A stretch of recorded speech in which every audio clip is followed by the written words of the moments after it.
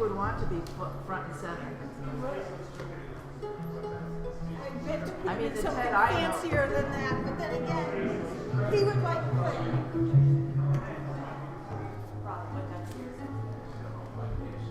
I think he would like that.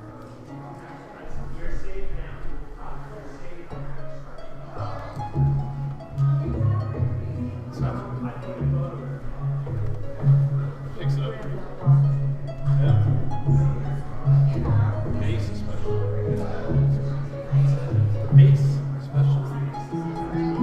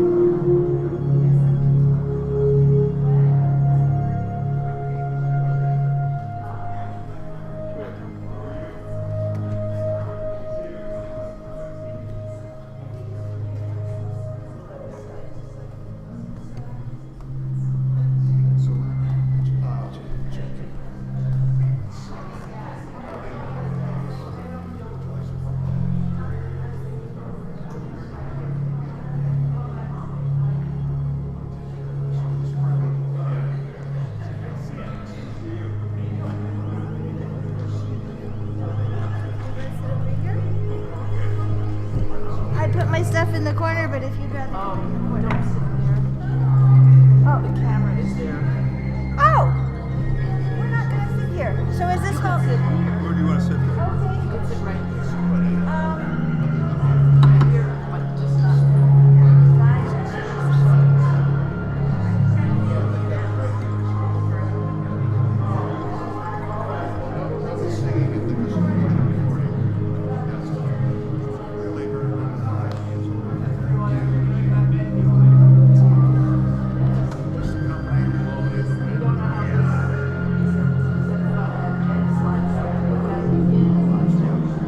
So I think we come to this point where this ends, Tim speaks, I'll come up and I like to do that now. Look at you doing it manual. It's old school. I can do that. I guess old school is having real photos and just kind of flip through them. You know, technically. Yeah. Love it. What was your name? Sharon. Talk to her.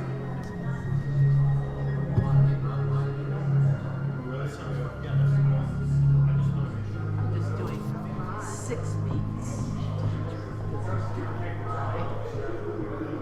You got it all timed out. No, I didn't figure it out. I just kind of winging it. We miss you.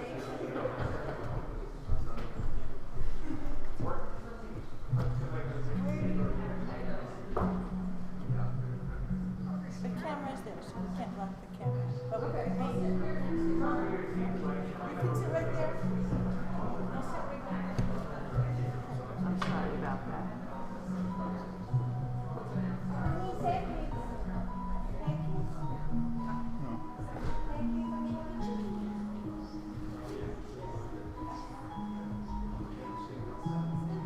That would be much more in that. That's a dad. I kind of want just to put like the breath pocket. No, if you're not going to use it on the Yeah. eyes, you don't get that out of my. I know, but it just seems funny. You know. Oh, wow. That's haunting.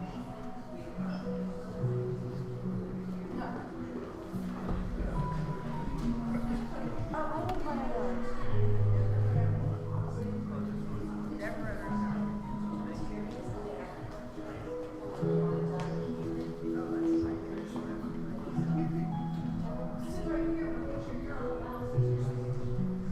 Yeah, sit right there. You sit on the aisle. Oh.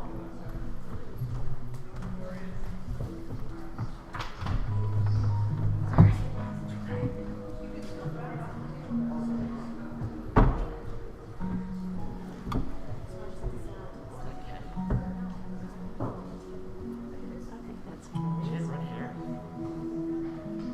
You know, sometimes the old film took the color as red. The old film wasn't as good as it is now. That's Dory right there. That's talking about step out. Can't see that. Yeah, 209. That's why I'm going through them fast.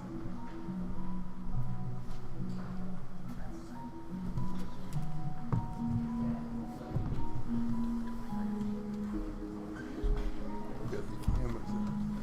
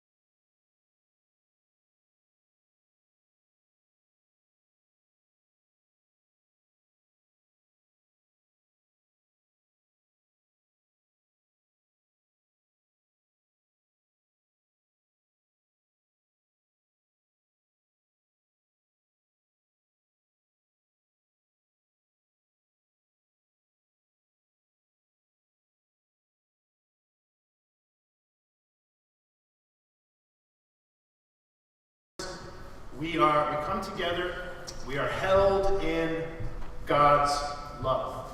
And here we can bring any and all emotions, grief, anger, emptiness, joy, any and all emotions. This is a safe space. And here we know that God loves and cares for each one of us. It is truly a sanctuary. And we gather here today to celebrate Ted's life, and at the same time we know that life is fragile and precious, and we come to comfort and support one another in our common loss. We gather to remember and celebrate a man who lived and loved well, a man generous of spirit and curious by nature. And we gather to commend to God with thanksgiving the life of Ted and all that he was to those he loved and those who loved him. So I invite you now to pray with me.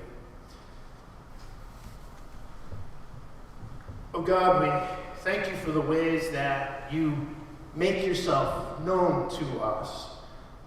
Be with us, God, as we honor and celebrate a man of many accomplishments who said that he wanted to be remembered as a mischievous ape. We celebrate the humor, the contradictions, the quirkiness of a warm-hearted and socially unconventional man. Through the words spoken and the music heard, the remembrances offered, and the smiles, tears, and laughter shared, may we know your presence here with us. May we find healing for wounded hearts made heavy by sorrow. And may we be reminded once again that your love for us is not limited to this earthly life, but goes on and on, beyond anything our imaginations can envision. Amen. I'd also like to extend a welcome to anyone who may be watching the service at home. Welcome to you as well. I hope that you were able to tune into the service with no problem this afternoon. And so now I'm going to invite Kay Rector to come forward to play For the Beauty of the Earth on the baritone.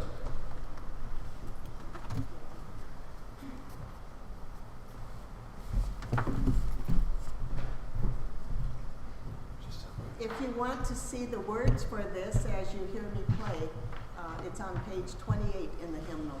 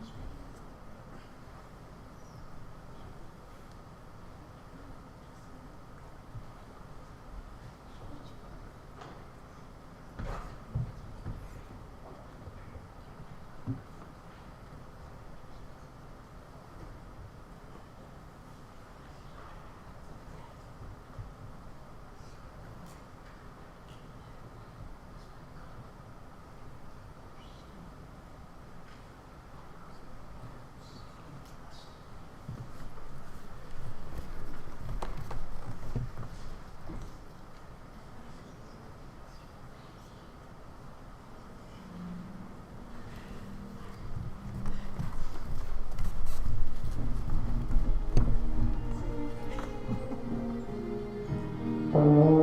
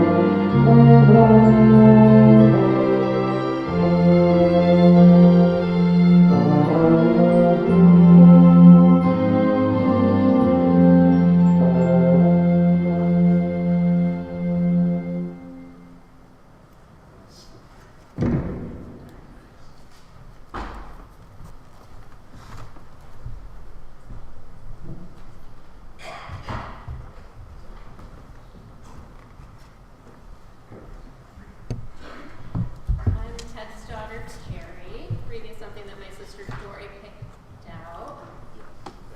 Better? As close as you All right. I'm Terry, Ted's daughter, reading The Unknown Shore, attributed to approximately 1 million authors, but we'll share it regardless. And for those who don't know, my dad loved sailing, as perhaps you'll hear stories later, so it seemed fitting. A ship sails, and I stand watching till she fades on the horizon, and someone at my side says, "She is gone." Gone where? Gone from my sight, that is all. She is just as large now as when I last saw her. Her diminished size and total loss from my sight are in me, not in her. And just at that moment, when someone at my side says she is gone, there are others who are watching her coming over their horizon, and other voices taking up a glad shout, "There she comes." That is what dying is, a horizon and just the limit of our sight. Lift us up, O Lord, that we may see further.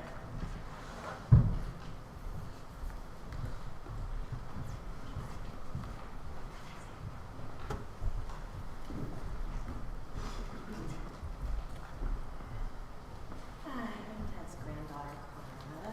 I'm going to be reading a story. Gotcha, it's real close. Sorry. Yep. I'm Carla, I'm Ted's granddaughter. I'm going to be reading a small story that Ted was very fond of. That Ted was very fond of. It is by Norman Vincent, and it is, his daughter is the one reading it, so it refers to him as Dad. Suppose, Dad would say, that someone might come to this unborn baby and state, "You cannot stay here very long. In a few months you will be born, or as you may think of it, die out of your present state." The baby might stubbornly state, "I don't want to leave here. I'm comfortable, well cared for, I'm warm, loved, and happy. I don't want to be what you call born or what I call die out of this place." But in the normal course of events, the baby is born. Dad would go on, he does die out of his present life, and then what does he find? He feels beneath him strong, loving arms. He looks up into a beautiful face, tender with love, the face of his mother. Everyone runs to meet his pleasure. Everyone loves him. He is welcomed, cuddled, cared for, and he might say, "How foolish I was. This is a wonderful place. I'm so happy I'm here." Then he goes on to develop as a child and enjoys all the wondrous delights of childhood. He grows into youth with all of its excitement and romance. He marries, and his children play about him. He holds their little hands and knows their love. So the years pass. With the strength of manhood, the achievement of middle age, the joy and wonderment of life are his. Dad continued, then he becomes an old man. His hair is white, his step slower. His natural energy abates. Someone might come to him and say, "You cannot stay here. You are going to die. or as we might call it, be born out of this place into another. And he might run the street, but I don't want to die. I like it here. It's warm and pleasant, and I have my loved ones. I love this world. Dawning and sunset, the moon at night and starlight. I like to feel the warmth of the fire on my face when cold weather comes, and to hear the crunch of snow beneath my feet on winter's night. I like springtime and summer and fall and winter. I love this world. I don't want to leave it. I don't want to die. But then there comes a time when he does die. What happens then? Is God, the Creator, suddenly going to change his nature? Can we not assume that he will feel, once again, loving arms beneath him, and once again look up into a strong, beautiful face, more lovely even than that first face he saw so long ago? Won't he soon be exclaiming, "Why, this is wonderful. This place is surpassingly beautiful. I love this new life. Here I want to remain forever."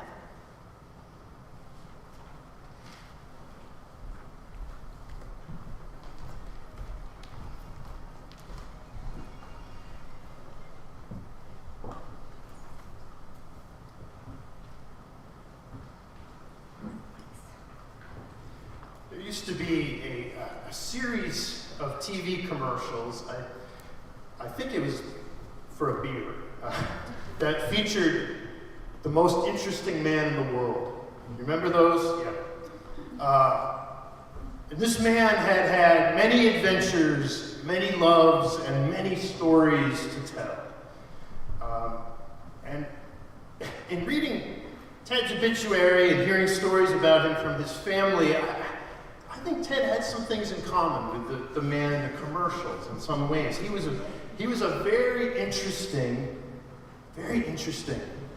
and odd fellow. Sometimes someone who was curious, someone who was seeking out new adventures, someone who was a free spirit, but also very grounded in a place, this place called Bethel, Maine, which he called home. I only met Ted once about 5 or 6 years ago, I guess it was, somewhere around there, when he lived in Cumberland Center. And but he made quite an impression on me when I met him. I had no previous knowledge, really not any knowledge of Ted, and I didn't know quite what to expect that day. What I remember about our visit, though, was how inquisitive he was about why I had chosen the path to go. I had chosen to go into ministry. And here I was. I wanted to ask him questions about how he was doing, find out more about him. But he seemed more interested in knowing what made me tick. And it was like I was a puzzle he was trying to get to the bottom of. And I'd never had anyone ever on a pastoral visit ask me so many questions about who I am, my family background, why I went to seminary, how I ended up in Bethel. I kind of felt like I was being interrogated, to be honest. But it was interesting. I've never had a visit like that. But he asked the questions in a very kind, gentle manner. I could tell that he was genuinely curious. Apparently, Ted did this often with people, from what I understand, often asking to join strangers at their tables in restaurants, home or abroad, and this was written from his obituary, where it's written, he was very interested in learning what he could from anyone with whom he happened to cross paths, and waitstaff, cashiers, fellow passengers, or patrons at any public place. Several staff members of the Graham made a point of visiting him at the end. He likely expressed genuine interest in their lives in ways most residents would not. He was once hours late to a meeting because he saw canoers in trouble and had to stop to help. I can't help but think that it's really an amazing and rare quality, especially in these days, that we are so bereft of people who take a genuine interest in other people's lives. And people who really take the time to stop, listen, pay attention. And it sounds like Ted, that was something he did quite a bit. Now, this is the place in the homily where I would probably bring in a scripture passage or something to reinforce something that I had said. But Ted was pretty adamant about not including scripture in his service. And this, I think, is really highly commendable, too, because he was someone who knew and took inspiration and guidance from a lot of different sources and traditions. And it seems he was much more interested in asking questions than in certainty, and for lack of a better word, dogma. I admire this, and I think it really fits well with how we practice our faith in our tradition, the United Church of Christ. This church is a part of that tradition. We're much more about asking the questions than proclaiming we have all the answers. So Ted had many loves in his life, people, places, and things, and all of you have many experiences of him, and he played a very, very important role in your lives. Like anyone, it sounds like he was far from perfect, but it sounds like he tried his best to be a loving sibling, husband, father, grandfather. I think sometimes in a service, celebration of life, we have a tendency to sugarcoat a person when it comes time to remember who he or she was. That's something that happens. It's important to not acknowledge, though, I think, that the loved one who has passed was human, with all of the flaws, imperfections, and mistakes that all humans possess. Ted had those too, as we all do. But in closing, I just want to say, in the end, it seems that Ted found grace and peace. And he had a special relationship over many years with Barbara Verchesi of New York City, who he met and began dating in 1954. They took different paths over the years, but loved and cared for each other very much. And in recent years, they had reconnected, with Ted going to visit her in New York and Barbara coming to Maine and spending time with Ted at the end of his life. It's a beautiful story, and Barbara shared with me over the phone how meaningful it was to be with Ted as he took his last breath. She described to me how peaceful it was and how God was very much with them in the room in that moment. Now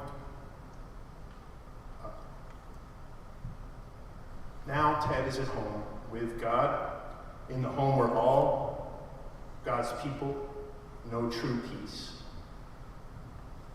Now may each of us, too, know God's deep and abiding presence in the midst of our own loss and grief. Let us give thanks for the gift of Ted and the gift of God's great love that holds him and holds all of us in its warm embrace. Amen. Now I'm going to invite members of the family to come forward to offer words of remembrance.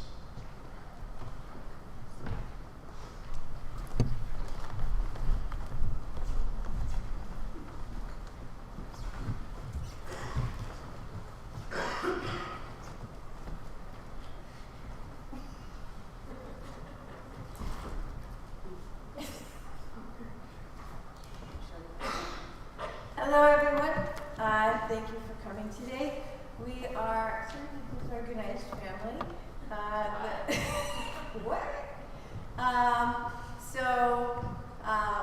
We spent a long time working as a committee sort of on the obituary, and I'm hoping my sisters have done a better job than I have. I'm prepared to be up here now.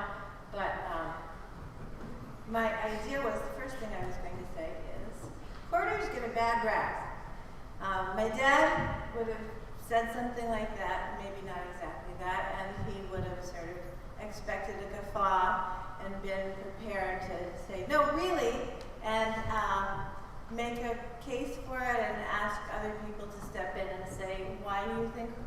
why do you think that there's something wrong with hoarding? And No, Deborah. Preserving, collecting, not hoarding. right, and part of the reason that I suggested we should be up here as a group rather than one at a time, and so we could step in and correct each other as needed. So I'm hoping we'll get a lot more of that. But because he was someone who collected and preserved many things, Dory has seen more of these than most because Dory has just done an amazing job of taking care of Dad and looking after him over the years and being the closest. And I just really want to express my appreciation for that. But I've been with Dory in the house a little bit this week and had the chance to look over my grandmother's college notes from when she was at Bates studying French history and literature and astronomy and physics. And most people don't get to look at their grandmother's college notes. So there's really something to be said for that. And You didn't make it to the Eves, but our great-great-grandfathers are up there. and also, Dory yesterday or the day before texted pictures of portraits of us she found in the eaves when she was cleaning things out. And she just did a quick text photo of these 3 portraits. And suddenly I was in this hotel atrium where we went with my dad during his visitation, and there was a pool, and it was a 2-story atrium, and there was a restaurant that was sort of a greenhouse with water flowing over it, and this is where the portraits were.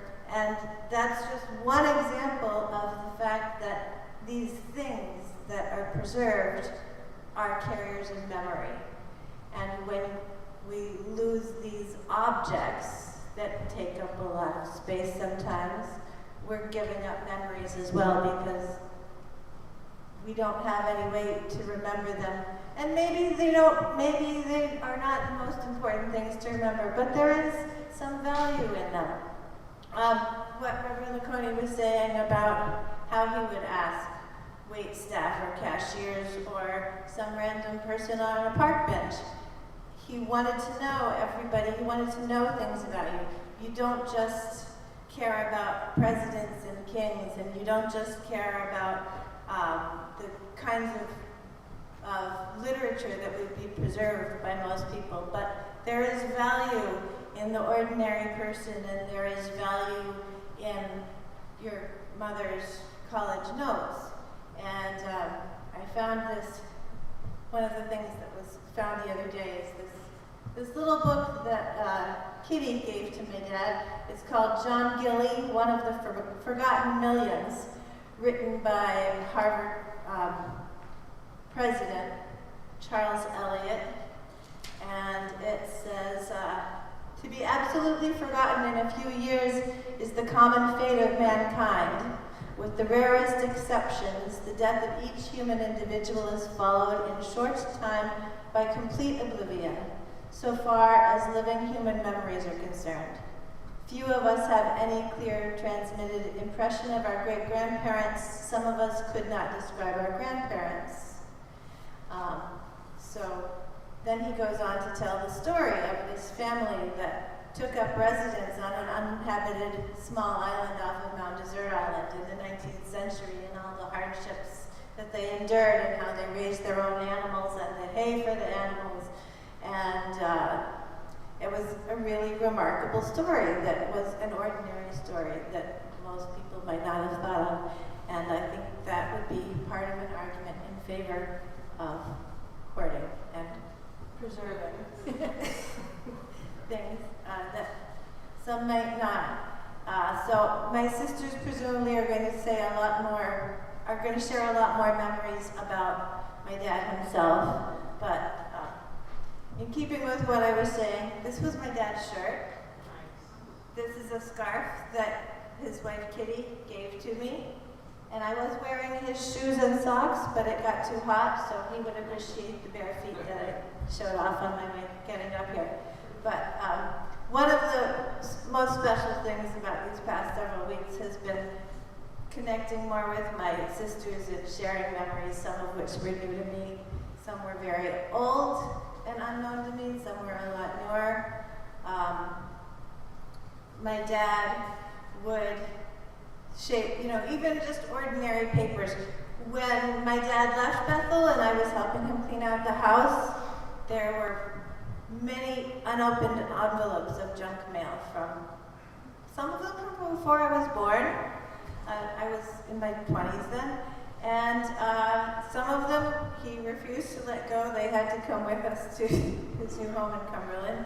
But some of these things have a lot of value, and I think it's worth preserving them, and I think some of these small and large stories that are going to be shared are really valuable. And if anybody is associated with the Historical Society, either Bethel or any place else in Maine, we can probably hook you up with some really great stuff. So just come and talk to any of us after the service. Thank you.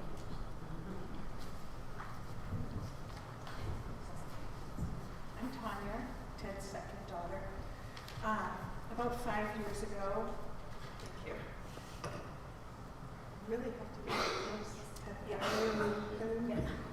About 5 years ago, when his wife Kitty passed away, such beautiful things were said, and I remember feeling overwhelmed with appreciation for her, but just shouldn't we hear these things in our lifetime?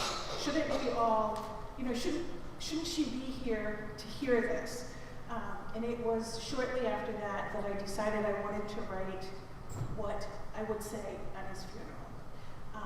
And so that took several months and went through many reiterations.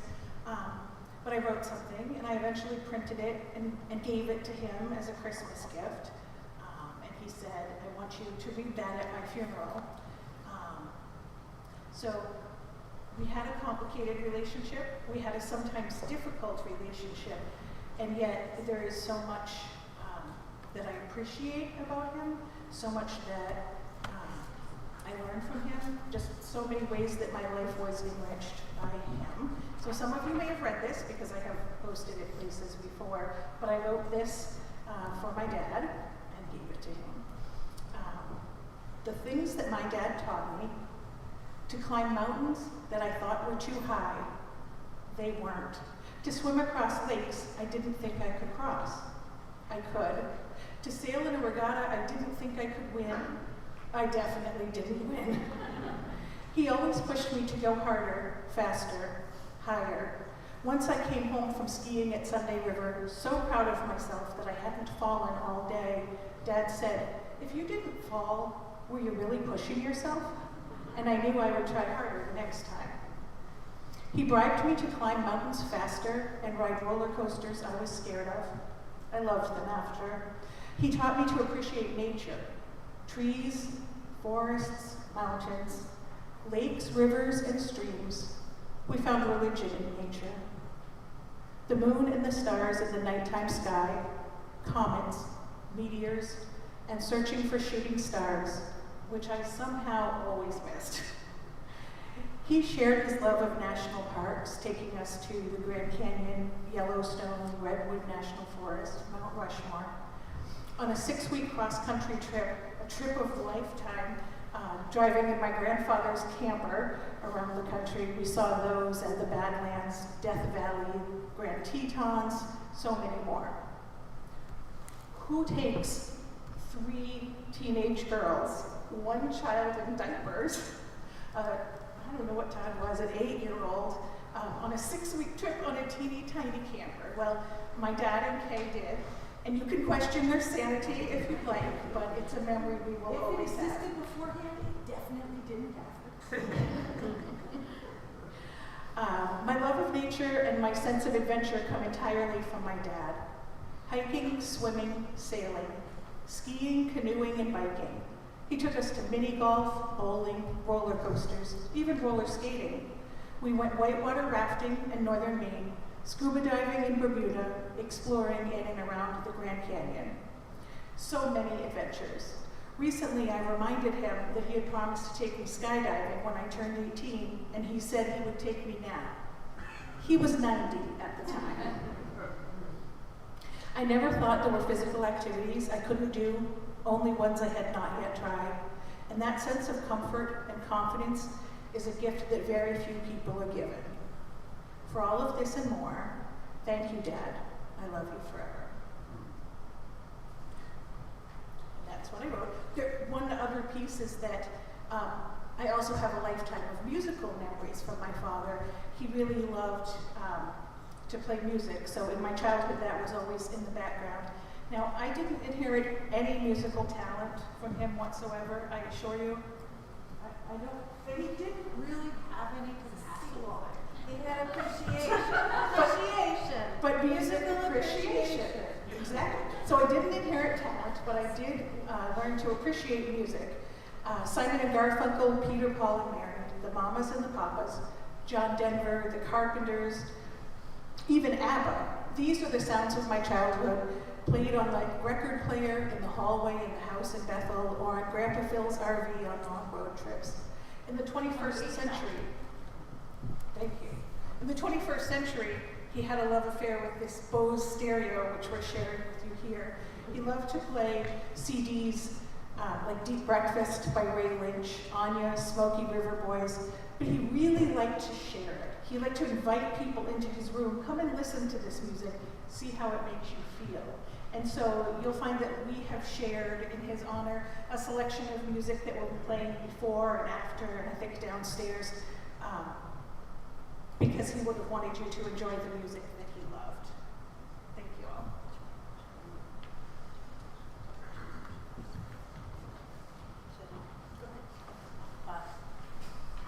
So I just was going to end with something that I forgot, and there were other things that I haven't gotten to. One of the things I was just going to say is he did really care about memory very much, and these things that have been preserved really do carry those memories. But there was something that we talked about that got me thinking about the line. Oh, so I've heard some arguments that you can get it on YouTube or it's available. We don't need to preserve these VCR tapes. This tape that he taped from the television, that's Don Quixote, that he missed the first 10 minutes. So if you go, whatever he played. So if you go to start at 1 hour and 45 minutes, play 15 minutes there, and then go back to the beginning, then you can get the whole of Don Quixote. And why would you just watch it on YouTube when you could do it that way on VCR? And so that got me thinking about things like the quality of the old paper and the fountain pens, and what is lost, and the Joni Mitchell line, well, something's lost, but something's gained in living every day. And is it worth just giving all of that up to see what you can easily find on YouTube, where I found the entire Clouds album, recorded with the lyrics and the original artwork, but still there's something, you do lose what was on the original with the little rasp of the needle on the vinyl, and before that, for those few who were lucky enough to actually hear Joni Mitchell in person at a coffee house on Bleecker Street, or in California. But one of the songs that, when I got to that album, the first line of the album from the song Tin Angel is varnished weeds in window jars, tarnished beads on tapestries, kept in satin boxes are reflections of love's memories. Dory. Hi, I'm Dory, or as my father might say, W1D3, wife 1, daughter 3.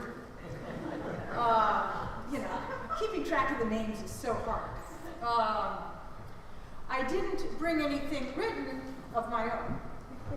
These are among the notes we found in the basement the other day. And of course, after you go this way, then you need to go up the margin. I'll share some things from this in a minute. If any of you ever wondered, by the way, where my funny made-up name comes from, I'm named for my father. My maternal grandmother took Theodore, chopped off half of it. So if you take the back half and change the E to an I, You get Dory. So that's where my name comes from, if anyone's ever been curious. It's great to be back here in Bethel. There's no place my father loved more than Bethel. When there was a point, there was a point in his life when he had a shunt in his brain. He had normal pressure hydrocephalus and had excessive spinal fluid in his brain, which can cause symptoms that mimic like Alzheimer's or dementia until they correct the dial. The dial got set off by an MRI machine once, and so there was a while that he seemed to be developing dementia. And it was interesting, whenever I would drive him anywhere, whether we were coming from the Saunders camp, his childhood camp, in Raymond, Maine, or coming from somewhere else, when I would turn towards Cumberland to go home, he'd be like, no, home's that way. Always towards Bethel. Bethel was always home. My dad was very shaped by the memories here. When he was first born, he lived in Auburn for the first 5 years, but moved here to Bethel in 1938. He grew up first at a little house, just take your turn down here, go right. There is a house down there that they lived in. They spent most of his youth in what became Bonema Pottery. My grandfather used to build a skating pond there every year for his children. They used to jump off the roof of the place into the snow. He grew up doing all those outdoor things that we from Bethel love so much. And he loved this town so much. He was also very much influenced by his early experiences here. He attended Gould Academy, class of 1951. He later described those as the best years of his life. He was very active in sports and other events there. He was, as a junior, the class marshal. And among the duties of the class marshal is to lead the seniors for commencement. Well, he led them astray.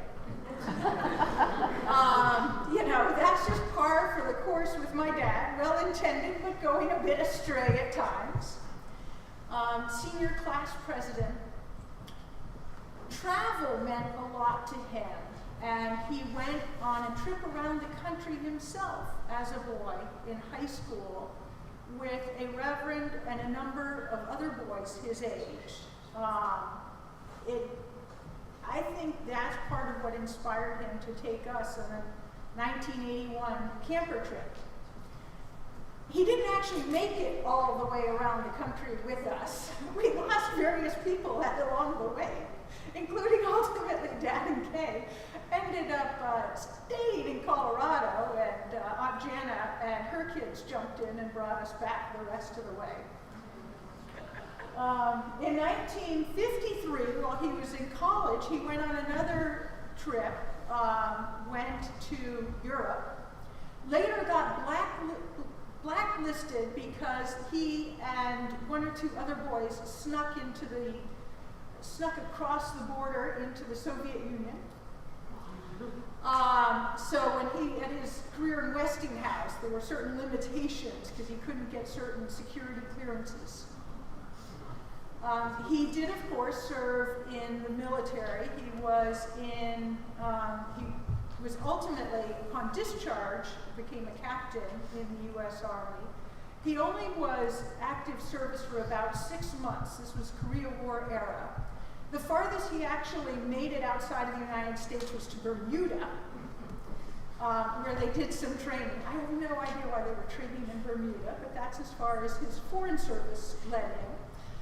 But continued on in the reserves for a number of years, and that had importance to him, as does being on the various things. You'll see downstairs, I've put together a little museum of Ted, mostly out of the things that Deborah and I were finding.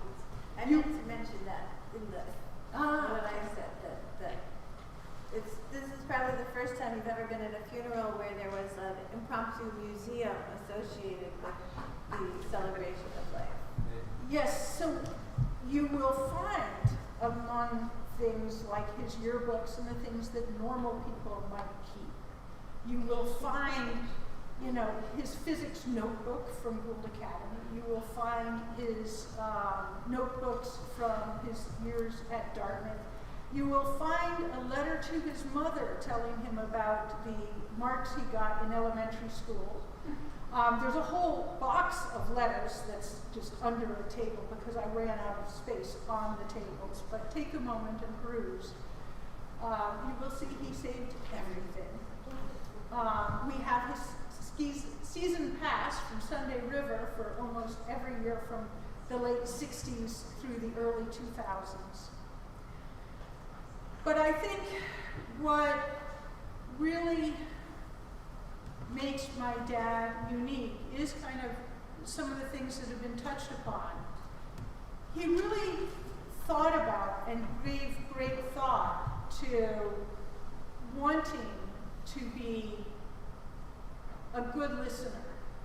We were not allowed to raise our voices as children, which I used to great advantage against my brother Todd, because I could sit there and start an argument but get softer and softer. And he would get louder and louder, and he got in trouble. Not me. But he took time to really be with us. He used to, in our early childhood, have Princess for a Day, where we would get to choose the activities. Now, those of you who knew me then can imagine how much I disliked the name Princess for the Day, the tomboy that I was. But it was really special to get to choose the activities, whether it was sailing. He loved sailing. In his 80s, he sailed his final regatta. He wasn't actually in the boat because he fell out and couldn't get back in. But in typical Ted fashion, he declined all offers to help him, and instead, just hanging on to the back of the boat, he could still control the rudder. He still somehow had hold of the rope that controlled the sail, so he still did the regatta and came out of the water with a huge smile on his face, even if he gave other people heart attacks that day.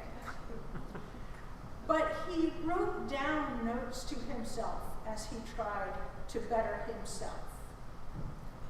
And among his notes, get the other person to talk first and don't argue. Look for areas of agreement and build from there. This paper is actually full of those things he tried to think about. Get people to agree with your feelings, not your thinking. People hate those who make them feel inferior, and it was always important to him to make people feel valued. Now, you can imagine those teenagers how aghast we were when there was a long line coming out of Becky's Diner, one of his favorite places. And he could see in the far back corner, if you remember before it was expanded, there was this big round table in the far left back corner, and he could see there were 2 people at this table that could clearly fit many more. But he was not a cutter. So, one by one, starting at the front of the line, he proposed to people, oh, you could go offer to just join this. Everyone's like, no, that's okay, feel free. And he went all the way through the line until nobody took him up on this wonderful idea of his. So then, of course, we went, and he asked these people, do you mind if we join you? I don't quite understand it, but nobody ever said no to him. And so we joined these people. I was a teenager. My mortification only grew when, of course, he doesn't then contain our conversation to us at our part of the table, but must engage with them, and it turned out they were friends of my mother, as I'm shrinking under the table. In England, I learned the value of this, because in England, no matter how many empty tables there were, he would ask some local who had 2 extra chairs at their table, could we join them? And again, no one ever said no.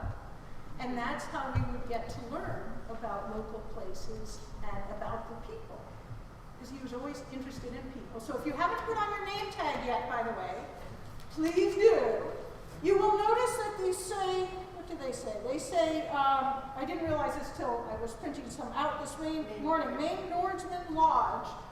Well, he does not believe in letting things go to waste. There's no envelope you can't use for notes on the backside. Used envelope, of course, I mean. And he would also want it pointed out that this was a place that was very dear to his beloved wife, Kitty. Yes, 30 years.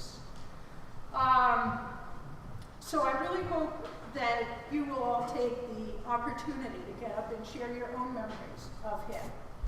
And as you can tell from the way we did the obituary, we are not just seeking, we don't want to whitewash. It was in Dad's oddities that made him who he was and the man that we loved. And even though in some ways he wasn't always great at showing his love, the way that you sometimes would discover it is the way my daughter accidentally discovered it when the first time she went on her own to visit him. And she's COVID, she's wearing the mask, and she's on her own and stuff. And he did not recognize this young woman, but when he learned that her name was Savannah, he told her all about his granddaughter, Savannah. And she was amazed at what he knew about her. So thank you for coming to celebrate Dad with us today.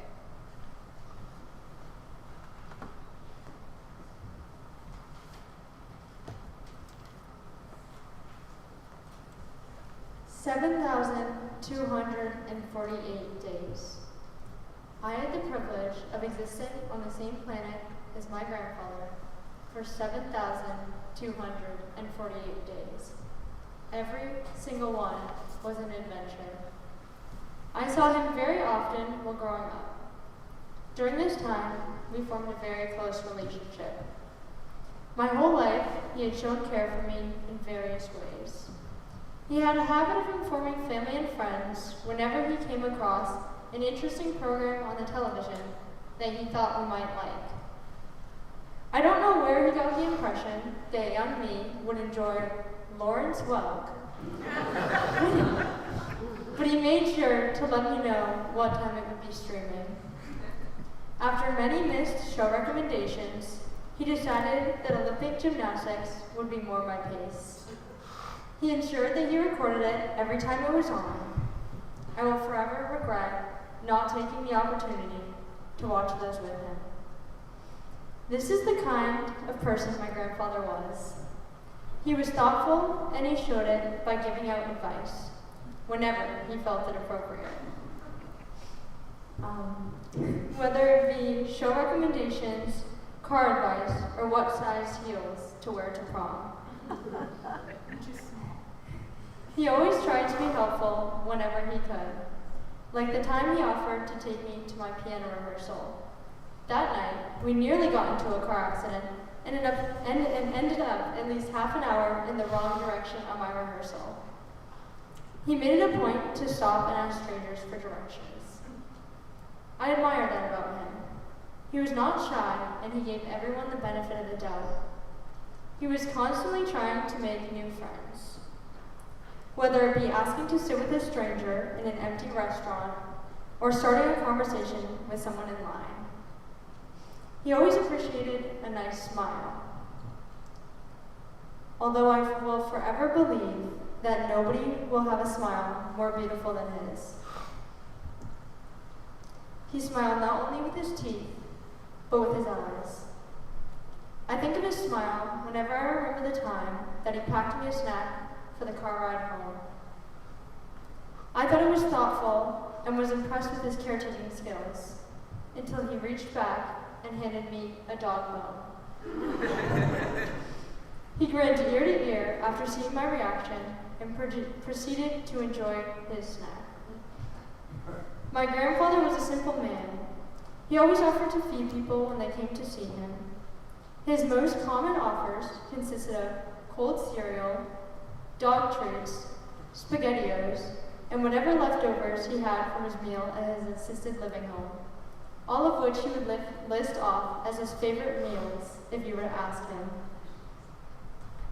Although nothing could compare to his love of lobster. He was easy to please. In his later years, his favorite events consisted of going for car rides or just getting to spend time with family. He never complained and always accepted a ride.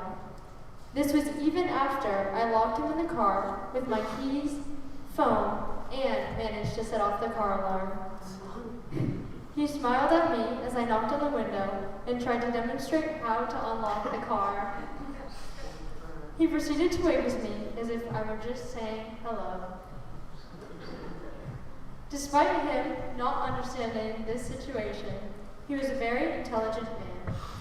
He attended Dartmouth for undergraduate school and attended Harvard Business School for graduate school. He was always the first to have the new technology, and he was an excellent businessman.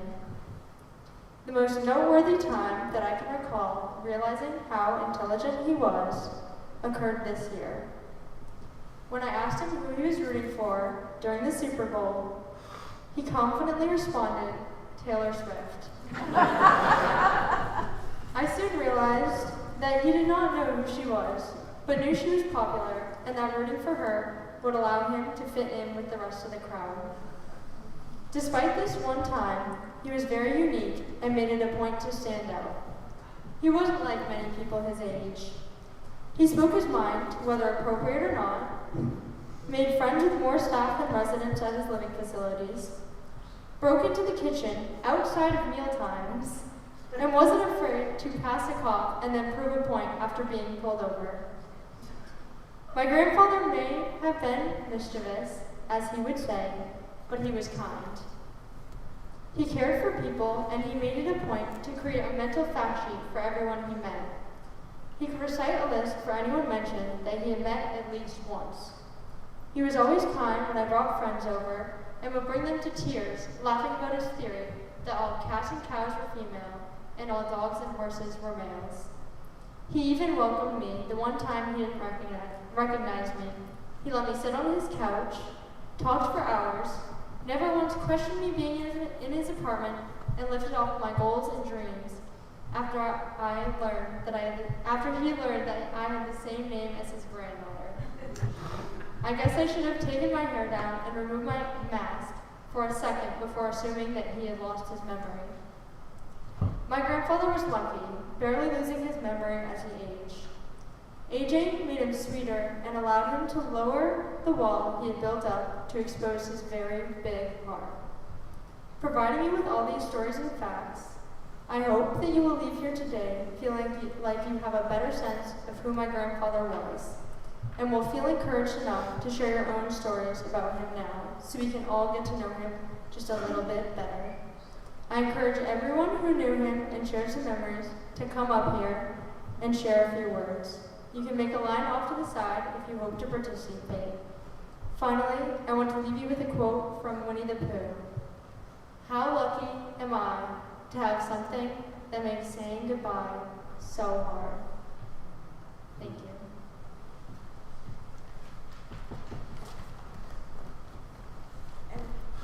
And please, please, please, if you have any strange, bizarre stories that you wouldn't normally get up and tell in a situation such as this, please go ahead and share them, because he would appreciate it, and we very much will.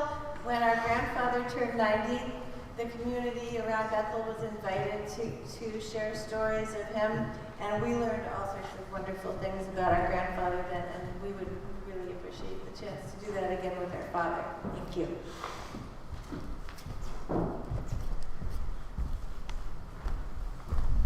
So Dory mentioned that regatta. I believe it was on the way to that regatta that my dad left a voicemail. This is Kathleen's favorite story, my friend Kathleen. He left a voicemail telling us he had to go ahead of us to, I think it was the meeting at the Saunders camp. And he wanted us to go behind and look on the side of the road because he drove around a corner too fast and his tailgate flew open and some things might have flown out onto the side of the road. There were 2 different messages about all the various things that might have flown out of his car on the way. So that's Kathleen's favorite. I think one of my best stories of my father, and by best I mean most ridiculous, which is what every, healthcare provider has come to expect when I see them on a regular basis. Like, oh, it was just Christmas. What'd your dad do this time? So there are plenty of stories, as you all know. But one of the best was after I traveled up with people, maybe before I started college. I was living with him and my wonderful stepmom Kitty in Cumberland, and I was supposed to be going down for the day. I was going to drive down to Wells to meet a friend who lived in Sanford, and then I was going to drive to Sanford or Springville or somewhere to meet another friend from Up With People. He had, the information he started this day with was the names of the 2 people I was going to be meeting and the towns in which I was going to be meeting them. So I drive to Wells. We were going to meet at the beach, and I got to this parking lot that's at the end of the road, and there was a little hut there where the security guard would be, and I heard this announcement on the radio coming out of the hut that was a very dad-like description of my car, something like 2-tone brown Oldsmobile with license plate, 2 numbers and 4 letters. Like, oh, what's happening? Something about friends not coming. I'm like, okay, this is dad trying to communicate somehow. So I walked down all the way to where the payphone, there used to be these things, youngins, that you like put money in and then you could call people. So I went to the payphone, called my friend, who's the person I would have called had my friend not showed up, found out his car was broken, went to meet him in Sanford, but I got back in my car. As I was trying to leave, a policeman stopped me and said, "Are you Terry? Your friend's not coming." Now, when I got to the first friend, he told me that when he called to say that he couldn't come, and I had already left the house, my dad told him to call the Maine Turnpike Authority to have them stop me at a toll booth. Tanya is under the impression that he also did himself try to get the Turnpike Authority to stop me at a toll booth, but no one stopped me at a toll booth, so I don't know whose failure we should consider that. So then I meet the first friend, I go to the second friend's house. She's the one I traveled with and Up With People. I get there and she says, "Your dad told my cousin you were gonna be early. You're gonna be early." I'm like, "What?" "Yeah, he called the headquarters of Up With People. He found something written from like my cast manager in Up With People to get any name that would connect him to figure out what cast I was in. Then tried to figure out what Allison I was meeting, got her last name, and started calling everyone in Maine with the last name until he woke up that friend's cousin who works nights and sleeps days to let her know that I would be early, which was not true. So my dad wanted to be very helpful. Now, if you asked him to load a dishwasher, not that kind of helpful, don't be ridiculous, but he wanted to be helpful as long as he could define the problem that we were having. So anyway, as maybe it was Dory, it was like he didn't always know how to express love. I think that was him expressing love. So that's one of my most amusing stories for you of my father.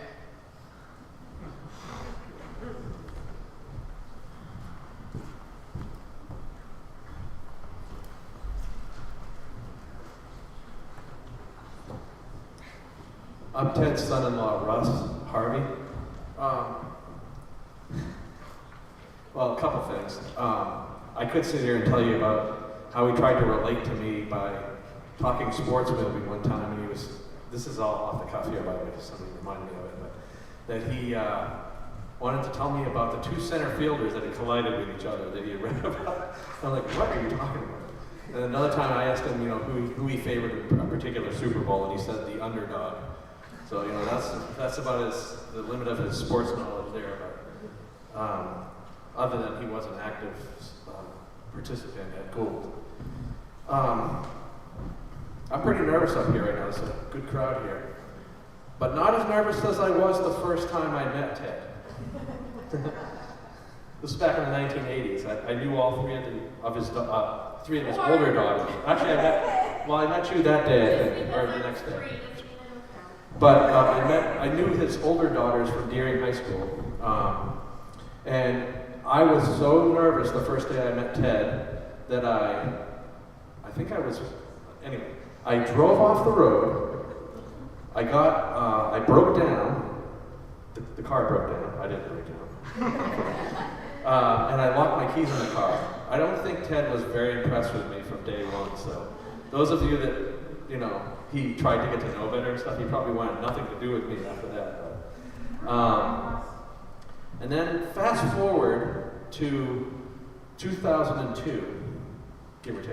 I think it was around 2002 that I met up with Ted again, and I tried to give him a hug, not realizing that Ted is not a hugger. I went to give him a hug, and it went something like this. And Ted went, I was like, oh, I guess he doesn't like hugs. So it was a little awkward starting out the second version of our relationship. I hadn't seen him in 20 years, or 16 years, something like that. Let's see, in Ted fashion, I wrote my notes here on a scrap piece of paper. I tried to find an envelope, but this is the best I could come up with. Ultimately, we delivered we developed a very special relationship. I used to enjoy, he would give me TV recommendations as well. He'd say, there's a very entertaining program on TV. Lawrence Welk is on Channel 10 or whatever. And he'd say, or Celtic Women are on tonight, you should come watch. Or there's female gymnastics on, Olympic gymnastics. And I'd be like, I finally figured out a way to kind of get him to at least tone down all the recommendations. I told him that, Ted, whatever entertaining things you're trying to tell me about, there's nothing more entertaining than you. And that seemed to work pretty well. I just have a couple of stories. I'm not going to go on too long here. A couple of examples of his entertainment, if you will. And I like to think that they sort of exemplify some of his characteristics. Let's see. So I used to like to come downstairs. I was living up the apartment in their house in Cumberland for a while. And I used to like to come downstairs and have coffee, mostly with Kitty, honestly. But one morning I came down, this is after we were having, upstairs, we had a breakfast of grapefruit. And so Dory had cut the grapefruit in half and we'd enjoyed grapefruit and such. So I came downstairs and I decided I wanted to have my coffee with Kitty. So because often we'd come down and I'd have nice conversations with Kitty and one of my favorite people. So I'd come downstairs and I came downstairs and I opened the door and Ted was pouring himself some orange juice right next to the sink. Now keep in mind, they had just had their breakfast, so there was like coffee grounds around the sink area and stuff. So Ted's pouring himself a glass of orange juice, and lo and behold, he spills the orange juice on the counter. Now I'm standing over by the paper towels. Now this story kind of exemplifies his, his resourcefulness, his willingness to clean up after himself, and quite frankly, his frugality as well. So he's pouring himself the orange juice. I go to grab the paper towels. Grabbing the paper towels, and Ted says, no, that's mine. That's mine. What is he? Oh, he wants to clean up his own mess. So I stood back from the paper towels. Does he come over to the paper towels? No. He slams his head down onto the counter. Slurps up every ounce of that orange juice that was on the counter. I literally stood back horrified. I'm like, I kind of, if any of you are old enough to remember Mutual of Omaha, Wild's Kingdom, I felt like Jim in the Jeep or something. I didn't know what to do. I was like, what am I watching here, So anyway, the end of that story is I then went upstairs. I was like a little shaken and like weirded out. But I went upstairs and I opened the door to upstairs and Dory's sitting there with the grapefruit. I mostly jokingly say that that was the one time I looked off into the woods and said, I could just run that way. Keep running. So my second favorite TED story is the one I call the lawnmower story. And I like to think that this story, let me see, this one exemplifies his persistence and his resourcefulness. So that's the best I could come up with anyway. I came home from work, and I think Kitty was the one that was telling me the story of what had happened. So Ted was kind of off to the side somewhere, and Kitty was telling me about the fact that Ted had gone down the hill with a lawnmower, had gotten the lawnmower stuck in some mud. Well, being Ted, he thought about it. He thought, well, I'll just go get my Volvo and drive that down. He got the Volvo stuck in the mud. So what's the next step? Let's see. He calls a friend of his that he knew, or an acquaintance, that had a tractor. What do you think happened? The tractor got stuck in the mud. So ultimately, I guess the guy with the tractor was able to get his tractor out of there somehow. But he was like, I want none of that. I want nothing to do with this. So then Ted called AAA. Well, the AAA driver finally showed up.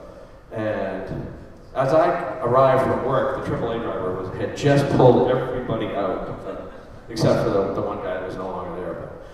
But, and as I understand it, you know, Ted was signing the papers or whatever for the AAA guy.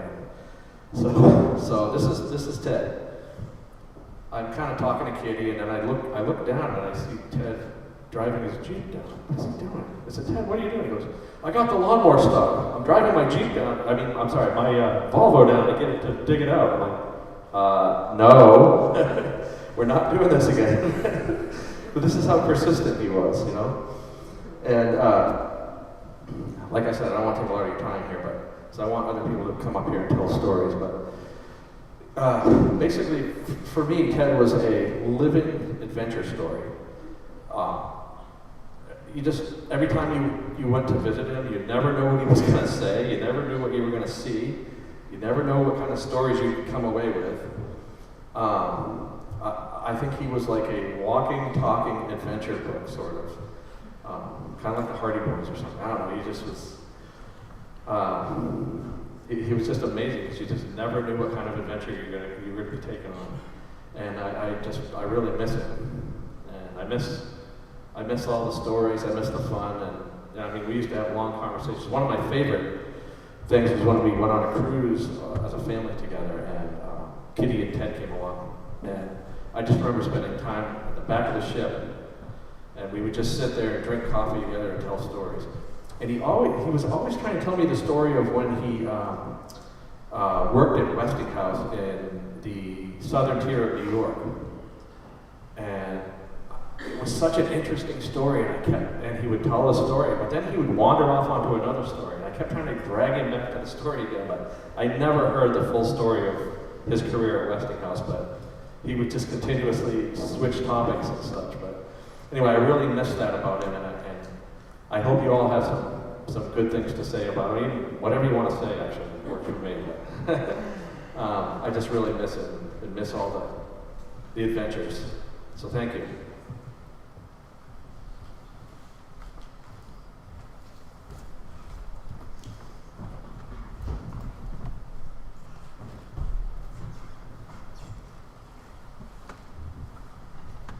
I'm not a title. And I am Steve White. In 1971, Peggy and I came to Newry and bought the Sunday River Inn. And now I'm glad that I wasn't around for a lot of the other stories. But anyway, we were there just trying to figure out what we bought and what we were going to do with it. And the guy showed up on the deck, and he says, I got a deal for you. And I said, really? He says, yeah, we got a deal. We started this ski area up the road, and we've got a special deal. As a matter of fact, you really got to understand this. That for $1,000, you can buy a lifetime pass at Sunday River. And he said, I don't know, that's $1,000 is a lot of money. Well, he says, you'd be glad you had it. Well, I said, well, what happens if my wife wants one? He said, oh, you get that for $750. So, okay, we'll do that. And then it wasn't until today I was telling somebody this story about the $17.50 that it cost us to have lifetime passes to the river. So I got to thinking just now that was 53 years so far that we got out of those passes. Ted did a lot of good for me. I appreciate it.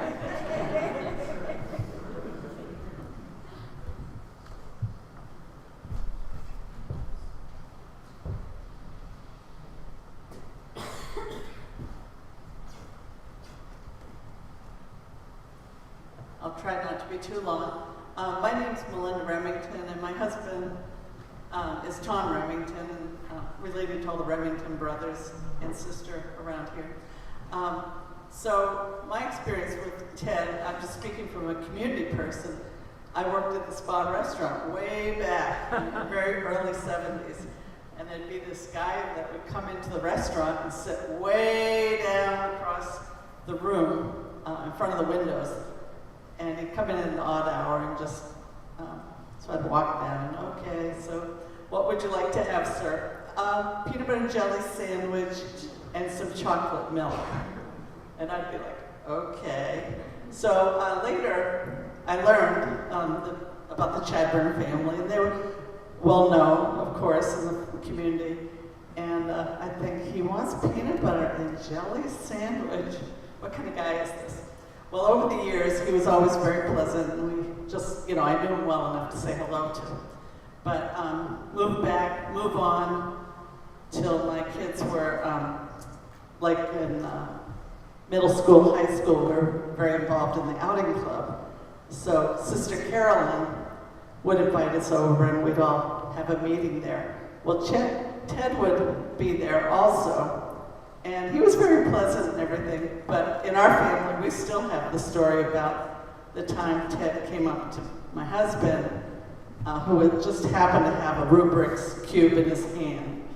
The kids were playing with it and that sort of thing. So Ted, well, let me just say that hearing your stories helps me to better understand what was going on. Because Ted came up to my husband and said, can you explain to me all about this Rubik's Cube and how does it work, and can you show me how to do that? So my husband had no idea. Kids knew more about it. But my husband, being the person he is, Remington, and kind of teasing people, he pretended he knew all the intricacies of how to work that Rubik's Cube. And Ted listened intently. Whether he really believed him, I'm not sure. But so anyway, that goes to what you've said about him, that he was always very inquisitive, and he was interested in us by asking those questions and everything. But that's our family story about Ted, that he really seemed to care, and he was a lot of fun, and it was nice that he was there to support the outing club and Carolyn and the kids in the community. So I just wanted to share that as a community member.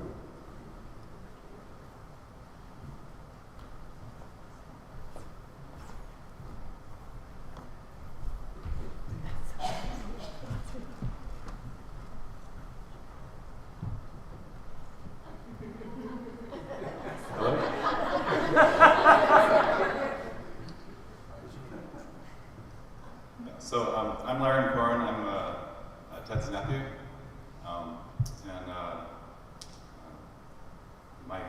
Ted had driven up our driveway, apparently, as the story goes, to meet my dad, who was building a house similar in shape to ours. And so that's how we first came across Ted, and then he married my Aunt Kay, and we spent many Christmases together and many times together. There were a couple things said right in the beginning about Ted and how he interacted with people. One about the really being curious and inquisitive and asking questions about anybody. which I'll get to later. But the other part was on that list that Dory has. I don't remember what exactly it was, but something about not making people feel bad. Something to that effect, like when you're talking to people, to really make sure they're not feeling bad or ashamed. And it really stood out to me that of all the adults in my life, whether it be teachers or anybody, Ted stood out as never making me feel ashamed. I mean, I felt embarrassed at one point in time, and my earliest memory of me and Ted alone, I got in the passenger seat of the car, and he maybe was driving me home or somewhere, but I got in the passenger seat of the car. And back in those days, I would only take a bath once a week at most, but maybe a lot less than that. I was doing my own laundry, and I was elementary school. I did my own laundry, which meant I didn't really do it. I wore my same socks over and over again, so they were stiff in the morning. So I really, really smelled a lot of the time, to the point where teachers would wash me in the water cone. But I got in the car with Ted, and he says, "What's that smell? What's that smell?" And he's like, "Oh, this must be Dory's horse hat." And so he goes and tries to get Dory's horse hat out of the front seat and put it in the back seat and kind of brush it off as Dory's horse hat.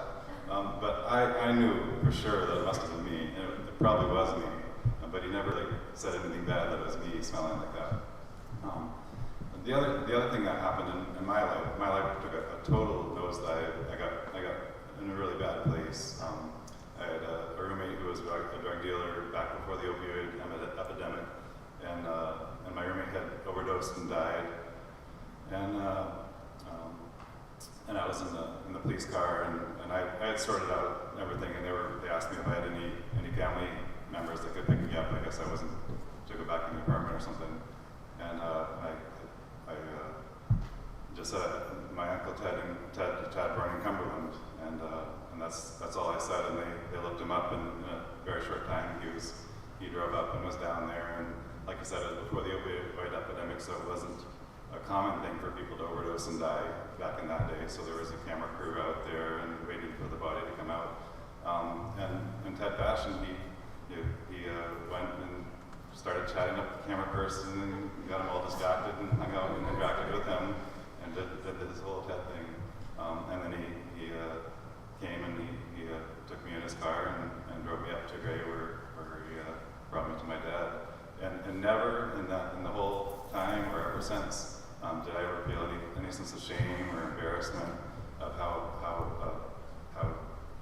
all the so many choices that I made that weren't good choices. He never made me feel ashamed or embarrassed for the path that I'd taken, but he just was there when I needed help, and he gave me a ride, and it was kind of a turning point in my life. But it was nice to have an uncle who was not shaming to be there to move me along in my journey. But that's what I have.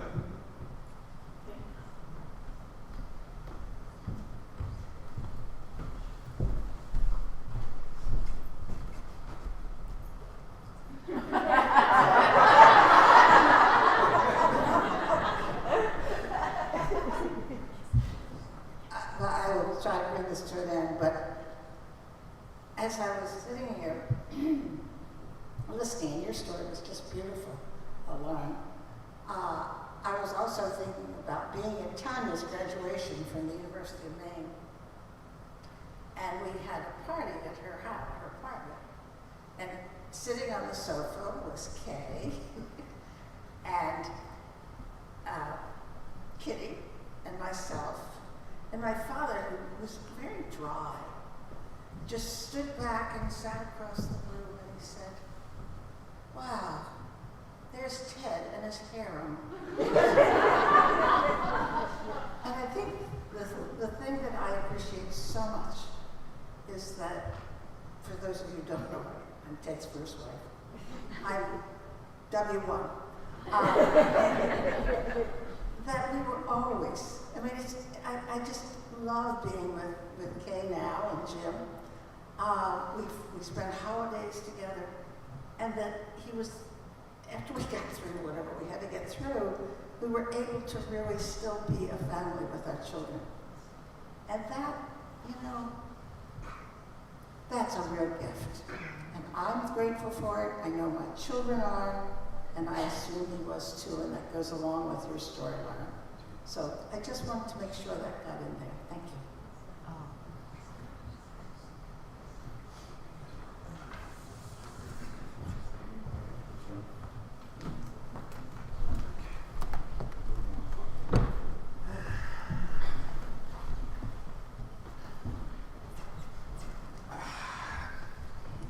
You know what, I'm just going to put this up here.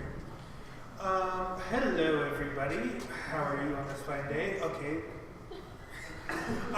So, generally speaking, everyone's been telling stories, and I was thinking about it, and I was like, dang, you know that moment where you can't think of a story, but you want to say something? Yeah, that's right now. So anyway, I figured instead of telling one story, I just talk about random little quirks about Pop that he usually just had, well, pop up, you know? And maybe some of the things that I shared interest in due to being around him, right? Now, generally speaking, throughout my life, I mostly associated with him when I was younger, in my middle school and elementary school days, you know, and a lot of the time it would lead to him looking after me alone while Mom was presumably doing something. And, like, for example, I'd go over, mow his lawn, whatever. He'd make sure to tell me if I did it right or not, you know, the usual. Don't cut more than a third of the blade. A third? You can't cut more than a third of the blade of the grass at a time. I just use scissors, you know? Make sure it's all uneven so he has like an OCD, like panic attack or something. Yeah. I'm not sure if he had OCD or not. Like, it was like either one or the exact opposite, right? He seemed organized, extremely organized on some things, and just complete mess on the other, right? But let's see. So, of course, I immediately forget what I was going to say. One of the things was the things that, like, I think I generally picked up from him. One is just history in general. I'm also a big history nerd, though I focus more on like grand stuff, while he focused more on the down-to-earth stuff. He was much more into main history, which I'm quite illiterate when it comes to. And he always had like these massive tomes. You know, like in movies when there's that whole like, in a murder mystery, like the movie Clue from like the 70s, they'll have like those big, giant old tomes that are leather-bound. He had a whole bunch of genealogical tomes everywhere, you know? Looked like Hogwarts. And I always thought those are kind of fun. So generally speaking, he very much felt like someone who studied history. A lot of really interesting stuff, really well organized. But then you'd go into his office, and it was like a hurricane had come through. Hurricane paper, you know? And generally speaking, that was one of the things I picked up from him. The other thing I picked up from him is a love of good cheese, because he always had a decent cheese. You know, it might seem like a little petty thing, but cheese is cheese, you know? And then third, which goes for the grandfatherly namesake he had, you know, he was known as Pop, for those of you who didn't know, to his grandchildren, which I believe according to this name tag I am, but who knows, you know? So that's why we have name tags, right? Clearly I'm Nordic as well, you know, because I have the Norway flag. Where was I? Oh yeah, Pop. So his name was Pop, and rather significantly to that, he also had really good root beer. You know, any of you had Beancraft or Eli's, good stuff. And he always had some, and to this day I still tend to get like the 4-pack of the bottles. They are so good, you know? One thing I like is recently I've been to the sarsaparilla that Maine Root does. You know, I always thought sarsaparilla was an alcoholic thing, because, you know, in the movies, the old westerns, you go, barkeep, sarsaparilla, you know, like a whiskey. So I always assumed, it has to be alcoholic, right? No, it's just a soda. It's pretty good soda, though. I don't know what makes it different, but it's good. But anyways, I'm getting off track, which is kind of the Pop thing. But yeah, generally speaking, the things he introduced me to were usually mundane things, but usually enjoyable things, you know? And another thing he really, really hammered home was punctuality for me. Because, you know, he traumatized me very well when it came to this. Now, I'm sure as my mom can attest, I am very punctual. You can tell by my lack of watch. I tend to be very much like that. And it's a bit of a joke that Chad Dorrance tend to be late to everything, you know? I'm pretty sure those ashes he's not actually in there, he just got lost in the mail. He'll be here in an hour, you know? Yeah, he's just in the coffee beans, you know? So he can be with us all inside, you know? I mean, I hear he slurps up coffee beans and orange juice off the counter, right, Russ? But generally speaking, one of the funny things is he took what was known as shortcuts. Do not take shortcuts, you take shortcuts, you know? Like, for example, he would often, I remember one shortcut that made us 4 hours late for something. I cannot remember what. But I do remember the 4 hours. And you know what's funny? When you get down to it, all those little quirks and funny moments, they're the good stuff, you know? So often, like, when I was coming up here, I couldn't think of any story, but I was like, you know, it's just like these moments, and you go, that is the most pop thing that ever popped, you know? Or Ted, or whatever, you know, Theodore, I don't know. He's pop. That first name is just propaganda, you know?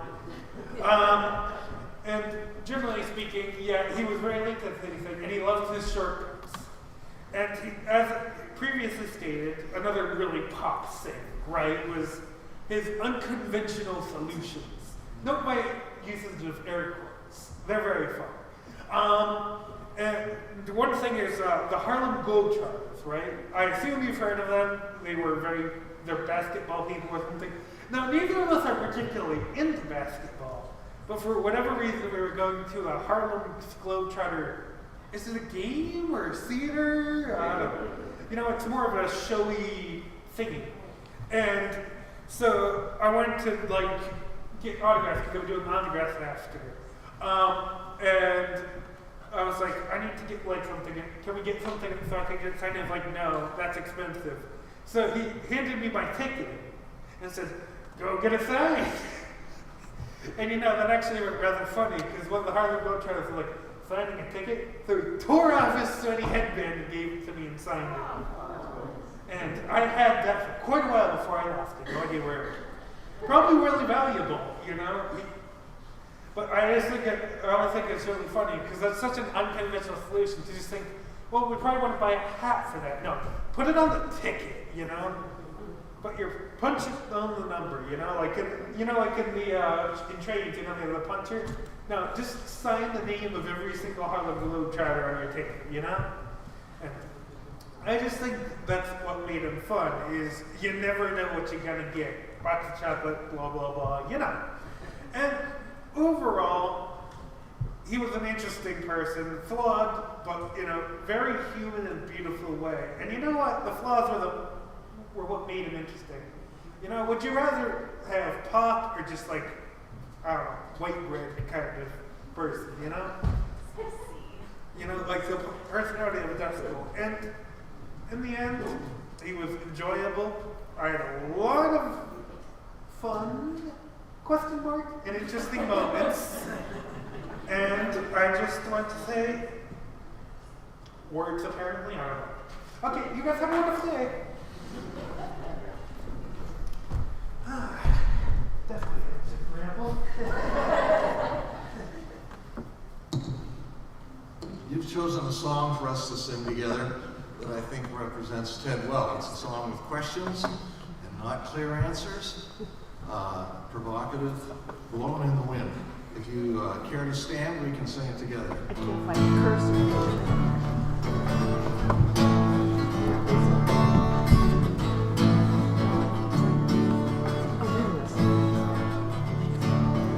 How many roads must a man walk down before they call him a man? How many seas must a white dove sail before she can sleep in the sand? How many times must the cannonballs fly before they're forever end?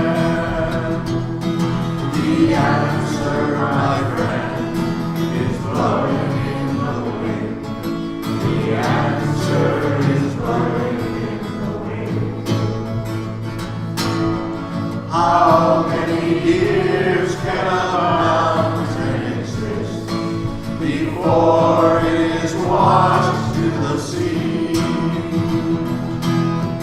How many years can some people exist before they're allowed to be free? How many times can a man turn his head and pretend that he just doesn't see? The answer, my friend, is blowing in the wind. The answer is blowing in the wind. How many times must a man look up before he can see the sky? How many years must one man have before he can hear people cry? How many deaths will it take till he knows that too many people have died? The answer, my friend, is blowing in the wind. The answer is blowing in the wind.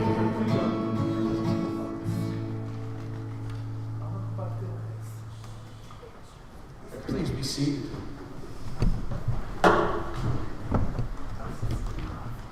Again, I invite you to pray with me. O God, our strength and our Redeemer, giver of life, conqueror of death, we praise you with humble hearts. With faith in your great mercy and wisdom, we entrust Theodore Saunders Chadbourne to your eternal care. We praise you for your steadfast love for him all the days of his earthly life. We thank you for all that he was to those who loved him. We thank you that for Ted, death itself is past, and that he has entered the home where all your people gather in peace. Keep us all in communion with your faithful people in every time and place, that at last we may rejoice together in the heavenly family where Jesus Christ reigns with you and the Holy Spirit, one God, forever. And I invite you to pray with me the words of the prayer that Jesus taught his followers. The words are on the screen as well as in the program. Our Father, who art in heaven, hallowed be your name. Your kingdom come, your will be done, on earth as it is in heaven. Give us this day our daily bread, and forgive us our debts, as we forgive our debtors. Lead us not into temptation, but deliver us from evil. For yours is the kingdom, the power, and the glory forever. Amen. Now I'd like to invite everyone to downstairs, to our dining room downstairs, where there will be refreshments and many more opportunities to share stories with one another. And also the Museum of Ted. Please take a look. And now, may God bless you and keep you. May God's face shine upon you and be gracious to you. May God look upon you with kindness and give you peace. Let us go forth in the name of Christ. Amen.